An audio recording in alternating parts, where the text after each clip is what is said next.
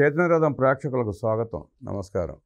2004 YS Rajasekhara Reddy ముఖ్యమంత్రి అయిన తర్వాత ఆయన కళ్ళు ఓబులాపురం మీద పడినాయి. ఓబులాపురం ఏంటంటారా? దాని గురించి వివరించడానికి మన ముందు సీనియర్ పొలిటికల్ అనలిస్ట్ అప్సన్ రాజేష్ గారు ఉన్నారు. ఆయన చాలా వివరంగా చెప్తారు. 2004లో రాజశేఖర రెడ్డి సీఎం అయిన దగ్గర నుంచి సుమారుగా 18 సంవత్సరాలు ఆ ఓబులాపురం మైన్స్ ఐరన్ ఓర్ దోచుకున్న తీరు, ఆ కేసు పూర్వపరాలు ఆయన అడిగి తెలుసుకునే ప్రయత్నం చేద్దాం. రాజేష్ గారు నమస్తే. నమస్కారం. చాలామందికి తెలియదండి యువతకి. ఓబులాపురం మైన్స్ దాంట్లో ప్రధాన పాత్ర రాజశేఖర రెడ్డిది. 18 సంవత్సరాలు పట్టింది. మే 6 తీర్పు పట్టిన రిజర్వ్ చేసి పెట్టింది. దాని వివరాలు మన ప్రేక్షకుల కోసం మీరు విశ్లేషిస్తే బాగుంటుంది. వాస్తవంగా మీరు ప్రస్తావించినట్టుగా ఓబులాపురం మైనింగ్ కంపెనీకి డాక్టర్ వైఎస్ రాజశేఖర రెడ్డి గారి ప్రభుత్వం, గాలి జనార్దన్ రెడ్డి గారి నేతృత్వంలో ఉన్న కంపెనీకి అనుమతులు మంజూరు చేసి అక్కడ అక్రమ మైనింగ్ ప్రక్రియ యథావిధిగా యథేచ్ఛగా కొనసాగి వేల కోట్ల రూపాయల మైనింగ్ అక్రమాలు చోటు చేసుకొని ఆ మైనింగ్ అక్రమ సంపాదనని రాజకీయాల్లోకి తీసుకొచ్చి కర్ణాటక రాష్ట్ర రాజకీయాలను కూడా గాలి జనార్దన్ రెడ్డి సోదరులు శాసించి ఆ మైనింగు అక్రమ డబ్బుతోటి ఆంధ్రప్రదేశ్ రాష్ట్ర రాజకీయాన్ని కూడా శాసించాలని చెప్పని ప్రయత్నం జరిగి 18 సంవత్సరాలు గడిచినాయి. కానీ దీనికి అసలు సిసలు భూమిక సిద్ధమయ్యి ఆ మైనింగ్ అక్రమాలు చోటు చేసుకోవడానికి కావాల్సిన భూమికని రాజశేఖర రెడ్డి గారి ప్రభుత్వం సిద్ధం చేసుకొని 20 సంవత్సరాలు గడిచిపోయింది. మీరు గమనించుకుంటే ఓబులాపురం మైనింగ్ దోపిడీ జరగాలి అని చెప్పని నిర్ణయం తీసుకున్న తర్వాత దానికి అనుకూలంగా పావులు ఒక్కొక్క పావుని జరుపుకుంటూ రాష్ట్రంలో అనంతపూర్ జిల్లాలో వారి దోపిడీని ప్రశ్నించే గొంతుకే ఉండకూడదు అని చెప్పని దానికి ఆనాడు పాలకులు ఎంచుకున్న మార్గం ఏంటి?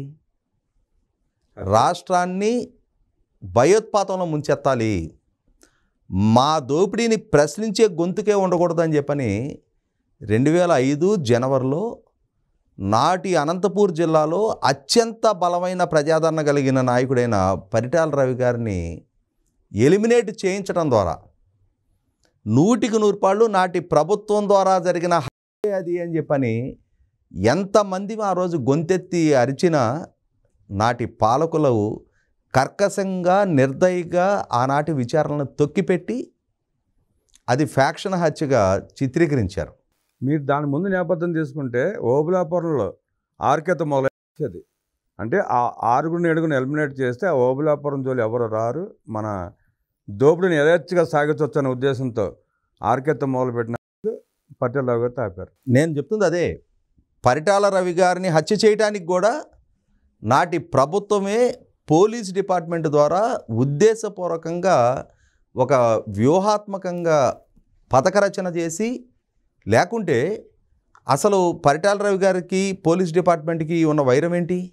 ఎందుకు పోలీస్ డిపార్ట్మెంటు ఆనాటి రాయలసీమ ఏరియా ఐజీ మీనా, ఆనాటి ధర్మవరం డిఎస్పి బాలనరసింహారెడ్డి వీళ్ళు టార్గెటెడ్గా పరిటాల రవి గారిని టార్గెట్ చేసి నిర్వీర్యం చేసి ఆయన అనుయాయులని వరుసపెట్టి చేసుకుంటూ వస్తుంటే కూడా ఈయనకు రక్షణ పెంచాల్సిన ప్రభుత్వం ఆయన రక్షణని నిర్వీర్యం చేసింది, ఆయన్ని ఆ హంతకులకు ఎక్స్పోజ్ చేసింది. ఖచ్చితంగా తర్వాత రోజుల్లో మనకు అర్థమైంది, అనంతపూర్ జిల్లా వేదికగా ఓబులాపురం మైనింగ్ మాటున వేల కోట్ల రూపాయల అక్రమ సంపాదనకు పాల్పడటానికి ఈయనెక్కడ అడ్డంకిగా మారతాడో, ఈయనెక్కడ గొంతెత్తి ప్రశ్నిస్తాడో, ఈయనెక్కడ ఆ దోపిడీకి అడ్డంకులు సృష్టిస్తాడోనని చెప్పని మొట్టమొదట ఆయన్ని ఎలిమినేట్ చేశారు. ఆనాటి నుంచి చూస్తే 2006-7లో రాజశేఖర రెడ్డి గారి ప్రభుత్వం ద్వారా నాకు గుర్తున్న వరకు 2006 ఓబులాపురం మైనింగ్ కంపెనీకి మైనింగ్ అనుమతులు ఇచ్చారు. ఆ మైనింగ్ అనుమతులు ఇచ్చిన దరిమిల గాలి జనార్దన్ రెడ్డి ద్వారా సుంకాలమ్మ దేవాలయాన్ని కూడా కూల్చేసి కర్ణాటక ఆంధ్రప్రదేశ్ రాష్ట్ర సరిహద్దులను మార్పు చేసి మైనింగ్ అనుమతులు పొందిన ప్రాంతం కన్నా కూడా చాలా విస్తృతంగా చాలా వేగంగా లక్షలాది టన్నుల ఐరన్ ఓర్ని ఆ రోజు ఉన్న అంతర్జాతీయ మార్కెట్లో ఉన్న డిమాండ్ దృష్ట్యా మంగళూరు పోర్టు నుంచి ఇటు కృష్ణపట్నం పోర్టు నుంచి ఎన్ని వేల కోట్ల రూపాయల మైనింగు ఐరన్ ఓర్ని ఎన్ని వేల కోట్ల రూపాయల ఐరన్ ఓర్ని ఎగుమతులు చేశారు, ఎంత వేగంగా సంపద సృష్టించారు. వాళ్ళకు వాళ్ళు సృష్టించుకున్నారు సంపద, ప్రభుత్వానికి సృష్టించలా, ట్యాక్సులు కట్టలా. అసలు ఆ రోజుల్లో గాలి జనార్దన్ రెడ్డి ఈ అక్రమ సంపాదన దేశవ్యాప్తంగా కూడా రెడ్డి బ్రదర్స్ పేరిట ఎంత సంచలనంగా మారింది.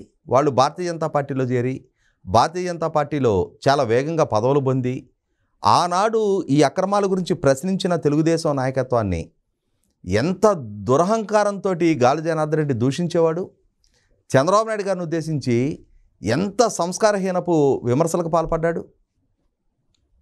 ఆ రోజు సభా సంఘం ద్వారా అక్కడ జరుగుతున్న వాస్తవాలను నిగ్గుదేల్చాలని చెప్పిన ప్రయత్నం చేస్తే ఆ సభా సంఘ సభ్యులను కూడా ఏ విధంగా ప్రలోభ పెట్టారు, ప్రభావితం చేశారనేది మనకందరికీ కళ్ళ ముందున వాస్తవం. ఇటువంటి పరిస్థితుల్లో ఆ రోజు యథేచ్ఛగా దోపిడీకి పాల్పడి ప్రభుత్వం నిస్సిగ్గుగా అధికార వ్యవస్థ వాళ్ళకి తాబేదారులుగా మారి ఏ విధంగా సహకరించారు దోపిడీకి అనేది తర్వాత సిబిఐ విచారణలో వాస్తవాలు తేటతెల్లమైనవి. ఈ మైనింగ్ అక్రమ సంపాదనకి తోడ్పాటును అందిస్తా రాజశేఖర రెడ్డి గారు ఇదే గాలి జనార్దన్ రెడ్డి కడప జిల్లాలో బ్రాహ్మణి స్టీల్స్ పేరు ఒక స్టీల్ ప్లాంట్ ఎస్టాబ్లిష్ చేస్తున్నాడు అని చెప్పని ఆ స్టీల్ ప్లాంట్ కోసం క్యాప్టివ్ మైన్స్ కేటాయించారు. తర్వాత నోటు ఫైల్లో నుంచి ఆ క్యాప్టివ్ అనే పదాన్ని జగన్మోహన్ రెడ్డి గారి ప్రభుత్వంలోనే తీసేసి క్యాప్టివ్ మైన్స్ని కూడా అమ్మేసుకున్నారు. 10,000 ఎకరాలేమో స్టీల్ ప్లాంట్ కోసం భూములు కేటాయించారు. ఆ కేటాయించిన భూముల మీద బ్యాంకు లోన్లు తెచ్చుకున్నారు తప్ప స్టీల్ ప్లాంట్ ఎస్టాబ్లిష్మెంట్ అనేది గాలికి పోయింది. స్టీల్ ప్లాంట్ ఎస్టాబ్లిష్మెంట్ సంగతి పక్కకు పెట్టండి, కడపలో ఎయిర్పోర్ట్ ఏర్పాటు చేస్తాడని చెప్పి 4,000 ఎకరాలు ఎయిర్పోర్ట్ కోసం కేటాయించారు. హైదరాబాదులో శంషాబాద్ ఎయిర్పోర్ట్కి ఏమో 5,000 ఎకరాలు, కడప నగరం ఎంత, అక్కడ ఎంత ఎయిర్ ట్రాఫిక్ ఉంటుంది, దానికోసం 4,000 ఎకరాలు. అంటే జగన్మోహన్ రెడ్డి గారు అండదండలు చూసుకొని గాలి జనార్దన్ రెడ్డి గారి ప్రభుత్వంలో ఆ రోజు మైనింగ్ మినిస్టర్గా సబితా ఇంద్రారెడ్డి గారు ఉన్నారు. ఆ రోజు మైనింగ్ ఎండీగా రాజగోపాల్, ఆ రోజు మైనింగ్ ప్రిన్సిపల్ సెక్రటరీగా శ్రీలక్ష్మి. వీళ్ళందరూ తర్వాత రోజుల్లో సిబిఐ విచారణ ఎదుర్కొన్నారు, సంవత్సరాల తరబడి జైళ్లలో ఉన్నారు. అంతిమంగా 13 సంవత్సరాల తర్వాత ఇప్పుడు రేపు 6వ తారీఖు రోజు ఆ కేసులో తీర్పు రాబోతూ ఉంది. ఇక్కడ వేల కోట్ల రూపాయల అక్రమ ఓరు లూటీ అయింది వాస్తవం. రాష్ట్ర సరిహద్దులు మార్పు చేయబడ్డాయి అని చెప్పని జియోలాజికల్ సర్వే ఆఫ్ ఇండియా నిర్ధారణ చేసింది. ఆ కుట్రలో అధికార వ్యవస్థ పూర్తి స్థాయిలో సహకరించారనేది నిర్ధారణ చేసి అరెస్టులు చేశారు. ఇక్కడ న్యాయ వ్యవస్థలో కూడా క్యాప్టివ్ అనే పదాన్ని తొలగించిన శ్రీలక్ష్మిని తెలంగాణ హైకోర్టు నిర్దోషిగా ఆ కేసుతో సంబంధం లేని వ్యక్తిగా నిర్ధారణ చేసింది. చివరికి సిబిఐ సుప్రీంకోర్టులో సవాల్ చేసింది. సుప్రీంకోర్టులో ఇప్పటికింకా ఆ కేసు ఇంకా అపరిష్కృతంగానే ఉండిపోయింది. మరి ఇప్పుడు రేపు విచారణలో అధికార వ్యవస్థ సహకారం లేకుండానే ఆ రోజు మైనింగ్ ఎండీగా జైలు పాలైన రాజగోపాలు, మైనింగ్ ప్రిన్సిపల్ సెక్రటరీగా ఉన్న శ్రీలక్ష్మి, మైనింగ్ మంత్రిగా ఉన్న సబితా ఇంద్రారెడ్డి గారి సహకారం లేకుండానే వాళ్ళ పర్యవేక్షణ లోపంగా కారణంగానే అన్ని వేల కోట్ల రూపాయల అక్రమ తవ్వకాలు జరిగాయని చెప్పని సిబిఐ నిర్ధారణ చేసిన వాస్తవాలను రేపు న్యాయస్థానం ధృవీకరిస్తుందా? అలా ధృవీకరించినప్పుడు మరి ఎలా శ్రీలక్ష్మి ప్రమేయం లేదని చెప్పని తెలంగాణ హైకోర్టు నిర్ధారిస్తుంది? కాబట్టి ఇక్కడ 100% న్యాయస్థానాల్లో కూడా కొన్ని లోపాలు ఉన్నాయనేది వాస్తవం. ఎందుకంటే ఇదే గాలి జనార్దన్ రెడ్డి తాను అరెస్ట్ అయ్యి జైల్లో ఉన్న సందర్భంలో సిబిఐ కోర్టు న్యాయమూర్తిని 100 కోట్ల బెయిల్ ఆయన్ని బెయిల్ కోసం కోట్లాది రూపాయలు ఆయనకి ఇచ్చారు అని చెప్పిన ఆరోపణల మీదట ఆ జడ్జి గారి మీద కూడా కేసు నమోదైంది. ఆయన కూడా అరెస్ట్ అయ్యాడు. గాలి జనార్దన్ రెడ్డి జైల్లో ఉండే జడ్జిని ప్రభావితం చేశారని చెప్పని ఇంకొక కేసు నమోదయ్యింది. అంటే ఇక్కడ 2 రాష్ట్రాల రాజకీయాలని ప్రభావితం చేసిన కేసు. 13 సంవత్సరాల పాటు ఇప్పటికీ న్యాయస్థానాలు అపరిష్కృతంగా ఉండిపోయిన కేసు అంతిమంగా రేపు మే 6వ తారీఖు రోజు న్యాయస్థానంలో తీర్పు రావడానికి భూమికి సిద్ధమైంది. ఇటువంటి పరిస్థితుల్లో రాజశేఖర రెడ్డిని మహానేత అంటున్నారు. మరి మహానేత అయి ఉంటే ఆయన పాలనా హయాంలో జరిగిన ఇన్ని వేల కోట్ల రూపాయల తన పాలనలో తన ప్రభుత్వ అధికారులే దోపిడీకి సహకరిస్తుంటే మరి బ్యాక్డోర్లో ఆయనకేం అందకుండానే ఇన్ని వేల కోట్ల రూపాయల దోపిడీకి ఆయన సహకరించారా? ఆయన పాలనా హయాంలో ప్రభుత్వ అధికార వ్యవస్థను అడ్డుపెట్టుకొని అక్కడ ఆ జిల్లాలో రాష్ట్రంలో ఇంతటి భయోత్పాత పరిస్థితులు సృష్టించారా? 100% గాలి జనార్దన్ రెడ్డి, రాజశేఖర రెడ్డి కలగలిసి చేసిన దోపిడీ, కళ్ళ ముందు జరుగుతున్న దోపిడీ కళ్ళ ముందే సాక్ష్యాలుగా కనిపిస్తున్నా కూడా వేలాది ఎకరాలు స్టీల్ ప్లాంట్ పేరిట ఆయనకు భూములు కట్టబెట్టి, వేలాది ఎకరాలు ఎయిర్పోర్ట్ నిర్మాణం కోసం ఆయనకు భూములు కట్టబెట్టి ఇంత యథేచ్ఛ దోపిడీకి రాజశేఖర రెడ్డి సహకరించిన సాక్ష్యం కళ్ళ ముందు కనిపిస్తూ ఉన్నప్పుడు ఆయన ప్రభుత్వంలో ఆయన మంత్రివర్గ సహచరులు, ఆయన అధికారులు ఈ రకంగా కేసులు పాలై జైలు పాలై ఉన్నప్పుడు 100% ఆ దోపిడీకి సహకరించిన బాధ్యుడు డాక్టర్ వైఎస్ రాజశేఖర రెడ్డి. ఈరోజు ఆయన మరణించాడు కాబట్టి అని చెప్పని ఆయన్ని మహానేత అని చెప్పని కీర్తిస్తున్నారు తప్ప ఖచ్చితంగా ఆయన పాలనలో ఆయన ఇచ్చిన అనుమతులు, ఆ అనుమతుల ఉల్లంఘనకు పాల్పడి యథేచ్ఛగా వేల కోట్ల రూపాయల దోపిడీకి పాల్పడి చాలా షార్ట్ స్పాన్లో వేలాది కోట్ల రూపాయల సంపదకి సంపాదించుకొని ఆ సంపాదన అటు పెట్టి రాజకీయాలను శాసించిన దాంట్లో భాగంగానే కదా 2009 ఎన్నికల నాడు తెలుగుదేశం, టీఆర్ఎస్, కమ్యూనిస్టులు కలిపి మహాకూటమిగా పోటీ చేసిన సందర్భంగా mining mafia A threat to democracy అని చెప్పని ఆ రోజు తెలుగుదేశం పార్టీ ఒక బుక్ పబ్లిష్ చేసింది. ఆ రోజు చంద్రబాబు నాయుడు గారు రాజ్ ఆఫ్ కరప్షన్ అని చెప్పని రాజశేఖర రెడ్డి గారి పేరు మీద ఆయన పాలనాహయంలో జరిగిన అవినీతి అక్రమాల మీద ఒక బుక్ పబ్లిష్ చేసి దేశ రాజకీయ పక్షాలన్నిటికీ పంచిన, లోకాయుక్త నుంచి రాష్ట్రపతి గారి వరకు సెంట్రల్ విజిలెన్స్కి కూడా ఆ సాక్ష్యాధారాలు సబ్మిట్ చేసినా కూడా రాజశేఖర రెడ్డి గారి పాలనాహయంలో ప్రతిపక్షాల మొర ఆలకించేవాడే లేక అరణ్యరోధనగా మిగిలి ఆ రోజు 2 ఎన్నికల్లో కూడా రాజశేఖర రెడ్డి గారి నెగ్గి ప్రజా తీర్పు మాకు మద్దతుగా దక్కింది కాబట్టి మీరు ఏం మాట్లాడినా చెల్లుబాటు కాదు అన్నారు. కానీ ఆయన హెలికాప్టర్ ప్రమాదంలో మరణించిన తర్వాత అవే వాస్తవాల్ని హైకోర్టు పరిగణలోకి తీసుకొని విచారణకు ఆదేశించి సిబిఐ స్పష్టమైన సాక్ష్యాధారాలతోటి నిర్ధారణ చేసుకొని అటు గాలి జనార్దన్ రెడ్డిని, ఇటు రాజశేఖర రెడ్డి గారి తనయుడు జగన్మోహన్ రెడ్డి గారిని కూడా అరెస్టు చేసి సంవత్సరాల తరబడి జైల్లో ఉంచి దశాబ్ద కాలం పైగా కేసుల విచారణకు నోచుకొని ఇవాళ అంతిమంగా తీర్పు రాబోతున్న నేపథ్యంలో కనీసం ఇప్పటికైనా సరే ఇన్ని వేల కోట్ల రూపాయల ప్రకృతి వనరుల లూటీకి పాల్పడ్డా, వ్యవస్థను శాసించిన, ఇంత అఘాయిత్యాలకి రాష్ట్రాలకి పెను సవాలు విసిరిన గాలి జనార్దన్ రెడ్డి దోపిడీకి ఒక అడ్డుకట్టబడే తీర్పు రావాలని చెప్పని, అటువంటి తీర్పే కనుక రాని పక్షంలో అంతిమంగా రేపటి రోజున ప్రజలకు కూడా వ్యవస్థల పట్ల, ప్రజాస్వామ్యం పట్ల, న్యాయ వ్యవస్థ పట్ల కూడా నమ్మకం కోల్పోయే పరిస్థితులు ఉత్పన్నం కావటం ఖాయం అని చెప్పని నేను భావిస్తూ ఉన్నా. అంటే రేపు ఈ కోర్టులో తీర్పు వస్తుంది అనుకోండి, ఆ తీర్పుని బట్టి అది పై కోర్టుకు వెళ్ళే అవకాశం ఉంది. ఇప్పుడు 20 ఏళ్ళు అవుతుంది దగ్గర జరిగి, అది ఇంకొక 20 ఏళ్ళు సాగదీసే అవకాశం ఉంది. దాన్ని ఎట్లా చూస్తారు? ఇక్కడ జగన్మోహన్ రెడ్డి గారి మీద కేసులు నమోదయ్యి ఆ కేసులు విచారణ జరుగుతూ ఉన్న సందర్భంలోనే నాటి ఏపీఐఏసీ చైర్మన్గా పనిచేసిన అంబటి రాంబాబు గారిని సిబిఐ విచారణకు పిలిచిన సందర్భంగా, విచారణకు హాజరైన సందర్భంగా ఆ రోజు కాంగ్రెస్ పార్టీతో విభేదించి జగన్మోహన్ రెడ్డి గారు వైసీపీ అని పార్టీ ఏర్పాటు చేసుకొని అంబటి రాంబాబు గారు కోర్టు అదే పార్టీలో కొనసాగుతున్న సందర్భంగా ఆయన ఒక ప్రెస్ మీట్ పెట్టారు.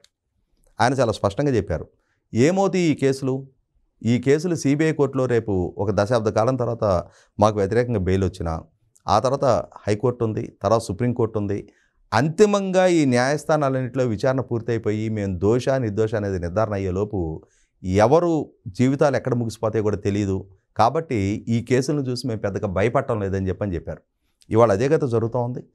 అంటే ఇవాళ అధికారము, డబ్బు, హోదా, పరపతి ఉన్న వాళ్ళని న్యాయస్థానాలు, వ్యవస్థలు కూడా ఏం చెయ్యలేవని ఒక బరితెగింపుతోటే ఇవాళ వాళ్లే రాజకీయ నాయకులుగా ముసుగెత్తి, వాళ్లే అధికారం చేపట్టి, వాళ్లే వ్యవస్థలను శాసించే స్థాయిలో కొనసాగుతున్న నేపథ్యంలో మీరు చెప్పింది 100% యథార్థం. ఇవాళ ఒక సామాన్యుడి మీద ఒక కేసు నమోదైతే ఆ సామాన్యుడికి రేపటి రోజున అంతిమంగా న్యాయ వ్యవస్థ నుంచి ఏదైనా ప్రతిబంధకాలు, శిక్ష ఖరారు అవడానికి ఆస్కారం ఉందేమని ఒక భయం ఉంటుంది. కానీ ఈ విధమైన బరితెగింపు వ్యక్తులకి న్యాయస్థానాలన్నా లెక్కలేదు, వ్యవస్థలన్నా లెక్కలేదు. రేపు అంతిమంగా మాకేం కాదు అని ఒక ధైర్యంతో వాళ్ళు తిరగలుగుతూ ఉన్నారు. కాకపోతే ఇక్కడ మనకు అర్థమవుతున్నది ఏంటంటే, జయలలిత గారిదైనా, లాలూ ప్రసాద్ యాదవ్ గారిదైనా ఏదో ఒక టైంకి వాళ్ళు తప్పు చేశారనేది నిర్ధారణ అయింది కాబట్టి అంతిమంగా వాళ్ళు దోషులుగానే వాళ్ళు నిర్ధారణ అయ్యి జైలు పాలయ్యారు. జయలలిత గారు రాజకీయాల్లో పోటీ చేయని అనర్హత కూడా గురయ్యారు. పదవి కూడా త్యజించాల్సిన పరిస్థితులు ఉత్పన్నమైనవి. కాలాతీతం కావచ్చాము కానీ అంతిమంగా సత్యమేవ జయతే అనేది ఏదైతే న్యాయమూర్తి గారు వెనక రాసి ఉంటుందో అంతిమంగా సత్యమే నెగ్గుతుంది అనేది నిర్ధారణ అయింది కాబట్టి రేపటి రోజున జగన్మోహన్ రెడ్డి అయినా, గాలి జనార్దన్ రెడ్డి విషయంలో అయినా సరే సత్యమే నెగ్గటానికి ఆస్కారం ఉందనేది వాస్తవం. మీరు అన్నట్టు సత్యమేవ జయతే కరెక్టే, రాసి ఉంటుంది, బాగానే ఉంటుంది, చదవటానికి బాగానే ఉంటుంది. ప్రజల్లో ఉన్న అభిప్రాయం ఏంటంటే వాళ్ళు అట్లా చేసి విచ్చలవిడిగా దోచుకొని అన్నీ కూడా హ్యాపీగా తిరుగుతున్నారు కదా, మేము కూడా అలా ఎందుకు చేయకూడదు, ఆ డబ్బు సంపాదించుకునే వ్యవస్థలు ఇంకోటి మేము కూడా మేనేజ్ చేసుకుంటే మేము బతికినాళ్ళు హ్యాపీగా ఉంటాం కదా అన్న ఆలోచన మొదలైతే ఈ వ్యవస్థలు ఈ ప్రజలను ఎలా కట్టడి చేయగలుగుతాయి అంటారు? మీరు చెప్పింది 100% వాస్తవం. అంటే వ్యవస్థలకి, ప్రభుత్వాలకి, చట్టాలకి ప్రజలు గౌరవం ఇచ్చినంత వరకే ఏ వ్యవస్థ అయినా నిలబడి ఉంటుంది తప్ప, ప్రజల్లో గనక ధిక్కార ధోరణి మొదలైనప్పుడు పాలకులుగా ఉన్న వాళ్ళే వ్యవస్థను ధిక్కరించి వాళ్ళే దోపిడీకి పాల్పడి వాళ్ళు స్వేచ్ఛగా సంచరిస్తూ ఉన్నప్పుడు మేము మాత్రం ఎందుకు వ్యవస్థకు బద్దులై ఉండాలి అనే ఆలోచన కనుక ప్రజల్లో బలపడితే అది ప్రజల్లో వ్యవస్థను ధిక్కరించే ధోరణికి కనుక కారకమైతే అంతిమంగా వ్యవస్థలు కుప్పకొల్తాయి, చట్టాలు కుప్పకొల్తాయి, ప్రభుత్వాలు కుప్పకొల్తాయి, ఈ ప్రజాస్వామ్య వ్యవస్థే కుప్పకొల్టానికి ఆస్కారం ఉంది. కాబట్టి న్యాయ వ్యవస్థ కూడా మరింత క్రియాశీలకంగా ఉండాలి, మరింత వేగంగా కేసులు పరిష్కారం కావడానికి మార్గం సుగమం చేయాలి. విచారణని టెక్నికల్గా ఏదో ఒక కారణాలు చూపించి దశాబ్దాల పాటు ప్రొలాంగ్ చేసుకుంటా దానిని వెసులుబాటుగా మార్చుకొని రాజకీయాల్లో కొనసాగుతా ప్రజలని ప్రభావితం చేసే నాయకులుగా చలామణవుతూ వాళ్లే పాలకులుగా ఎన్నికవుతున్న నేపథ్యంలో ఖచ్చితంగా వ్యవస్థల పట్ల గౌరవాన్ని కాపాడాలి, వ్యవస్థలని పదునుగా, చట్టాలని పదునుగా అమలుపరిచే విధంగా చూడాల్సిన బాధ్యత కూడా న్యాయస్థానాల మీద ఉంది. గాలి జనార్దన్ రెడ్డిని అడ్డం పెట్టుకుని వైఎస్ రాజశేఖర రెడ్డి దోచుకున్న విధానాన్ని చక్కగా విశ్లేషించిన రాజేష్ గారికి హృదయపూర్వక ధన్యవాదాలు తెలియజేస్తూ నమస్కారం.